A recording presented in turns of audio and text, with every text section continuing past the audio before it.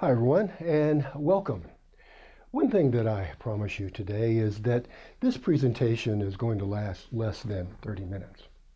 But I also promise you that if you've already done good research, you've read all of your sources that you need to on this topic, you have extracted information from them and otherwise summarized the sources and written them up, and your summaries and those source citations are now in a nice alphabetical list.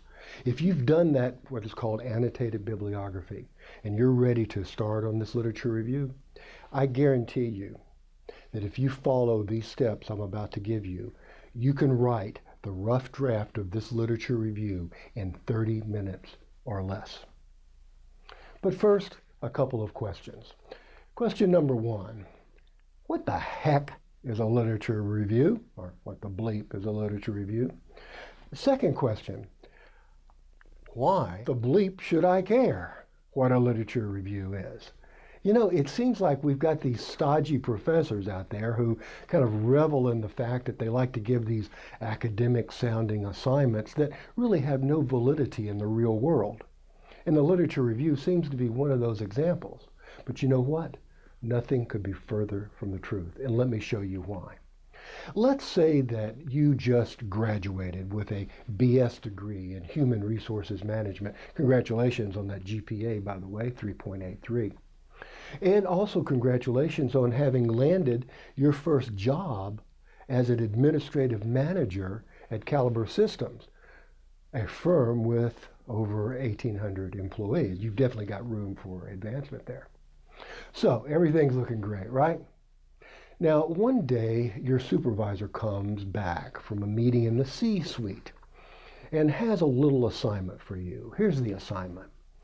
Should Caliber Systems institute a cultural diversity training program? If so, what should that program consist of? Your report, which is due in the form of a presentation in 2 weeks, is going to determine the future of your job and your career at Caliber Systems. Okay, hotshot, what's your next move? Your next move is to go find some answers to some very real questions. Those questions being, what is cultural diversity training? Is it something that's gaining acceptance in this human resources world, or is it considered a waste of money? Another question, what are the various types of cultural diversity training offered today, especially in companies of my size, Caliber Systems, and in my sector, IT consultancy? Third question, what have been the impacts, both positive and negative, of cultural diversity training on companies? In other words, before you make a recommendation, you've got to have answers to those questions. Guess what? I got some good news for you. The experts have already answered all those questions before you. There are people who get paid to answer questions like those and publish their results. All you need to do is go find those answers. The answers that you find in the published results are called the literature. And whenever you go and look for them, that's called a review or looking for them. OMG, a literature review. You've got to write one for your job as a human resources manager in an IT company. That's right. In more good news, you can do that literature review in 5 easy steps. So here's the takeaway. A literature review is not something that stodgy professors assign just because they like to torture you. Literature reviews, whatever you want to call them, are important ways to gather background information before you make a decision, before you write up your report. Now, let's take a look at those 5 easy steps. And once you know them and you've seen them illustrated, I guarantee you that you're going to be able to write this literature review in 30 minutes or less. When you do background research, you record the source of the information to allow others to validate what you say, along with the details of what you found. So after completing your research, you'll have a list that looks something like this. For the purposes of demonstration, We're showing only the first 3 items from a much longer list. In step 1, you're going to strip this list into 2 parts. 1, the citations by themselves. 2, the paragraphs containing information from the sources. The list of citations will look like this. The list of paragraphs will look like this. Save the list of references and use it as the last page of your literature review. We'll use the paragraphs as the body of your literature review. Let's note 3 important things about these summary paragraphs. First, each paragraph at its beginning contains an in-text citation to its source. Because we're using APA style, the in-text citation consists of the author's last name plus the year of publication in parentheses.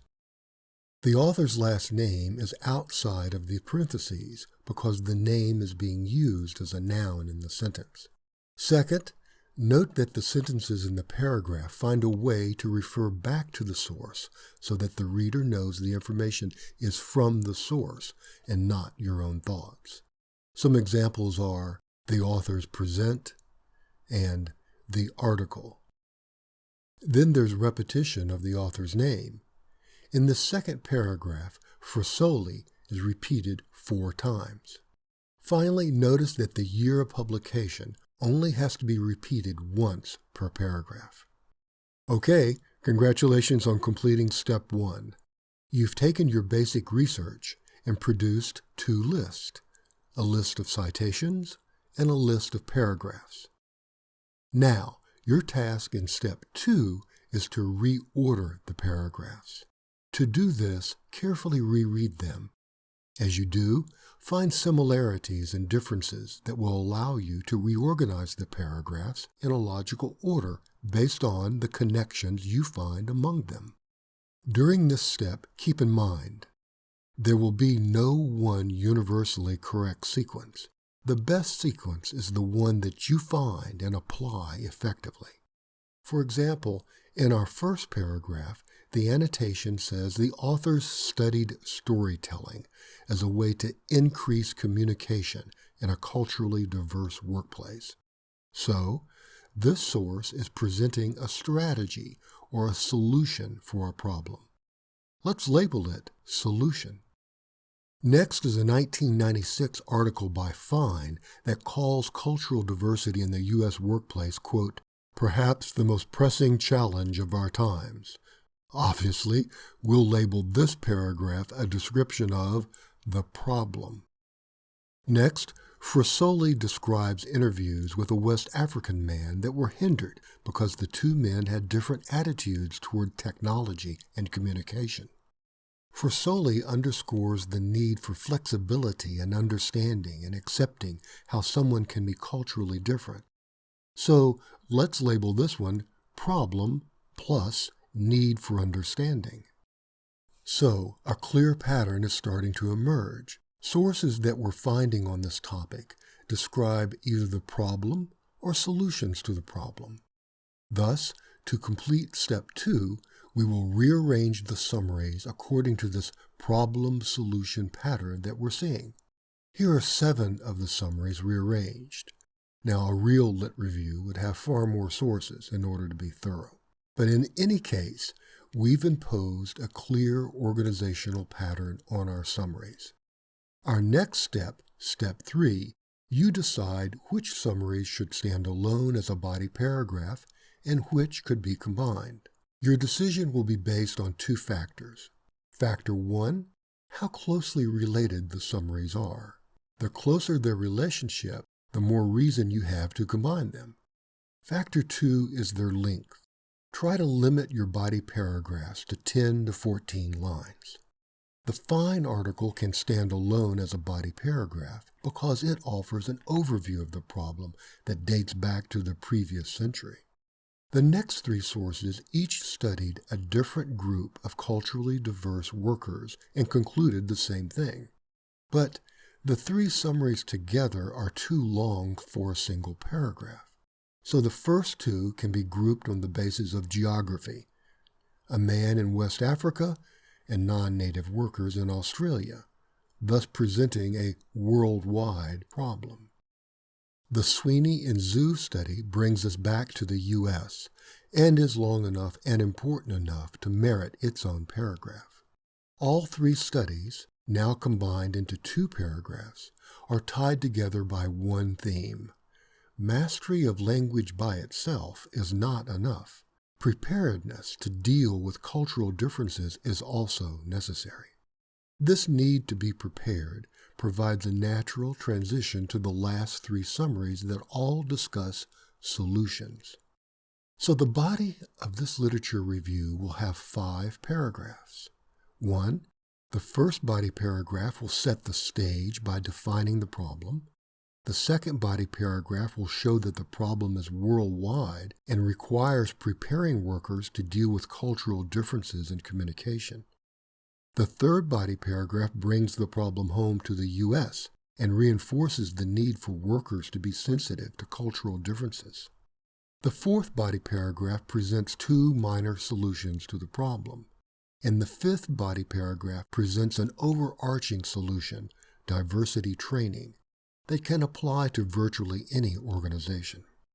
The order and combination of the paragraphs are set, and now we're ready for step 4, which is all about turning the summary paragraphs into real paragraphs by adding topic sentences and transitions.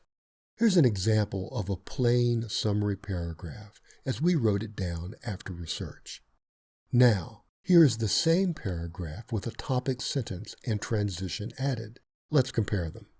The topic sentence: cultural diversity has long been recognized as a potential problem in the workplace. It introduces the topic that will be discussed by the source that comes next. But a transition phrase, as far back as 1996, Fine stated, links the topic sentence and the source together with the concept of time. When there's more than one source in a paragraph, a new sentence or thought bridge must sometimes be added between them. For example, here are 2 summary paragraphs that we want to combine into one. We first add a topic sentence for the 2 summaries. Both study geographically dispersed cultures. Next, Frisoli's findings are presented. Then a thought bridge sentence is added to lead to the second summary and blend them both into a smooth, flowing narrative. As you see, at the end of step 4, you should have a series of body paragraphs that consist of strong topic sentences, followed by source summaries, and then transitions from one summary to the next. This review is looking really excellent. Now it's ready for step 5. In step 5, the body of the literature review gets an introduction paragraph with thesis and a conclusion paragraph. Because a literature review summarizes the published works of others, the thesis statement should bring together the major points discussed by the sources. And a phrase such as, "the following review of literature," signals to the readers that they will be reading a literature review, not your, the author's, individual claims, arguments, or opinions.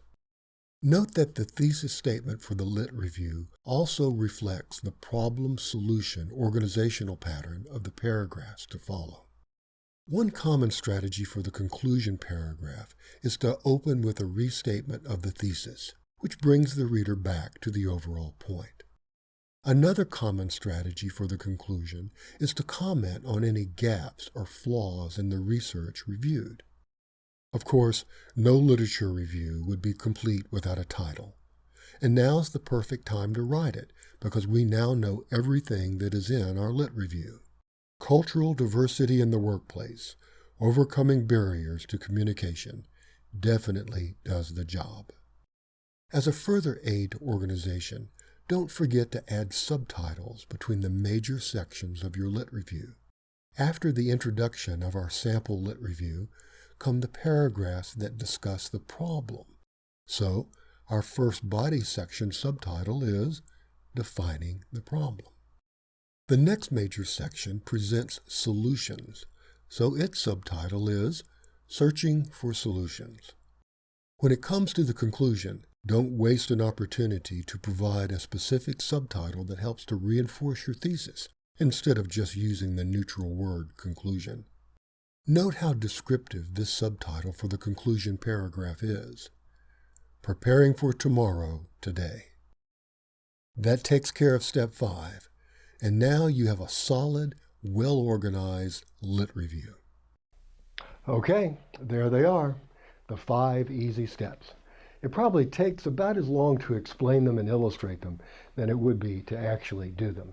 Let's review them quickly. Step number 1, separate those paragraph summaries from the citations. Save the citations for your reference page, and then you're going to turn those paragraph summaries into your literature review.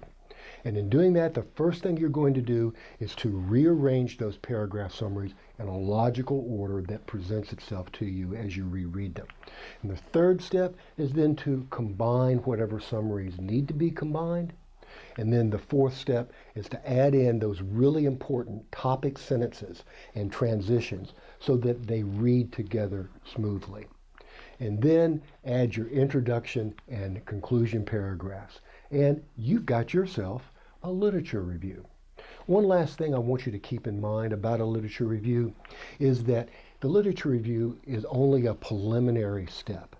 In other words, it's something that you do to gather background knowledge, to kind of bring yourself up to date to the state of the art so that you know exactly what has gone on before and what's taking place right now. You're the expert. So you use the literature review to make yourself the expert on that topic. And once you've got all that background knowledge, then you can write about it. Then you can write your thesis. Then you can write your argumentative report. Then you can do your presentation because you have made yourself an expert via the literature review. Okay, thanks very much for watching the presentation, and I wish you the very best of luck on your literature review.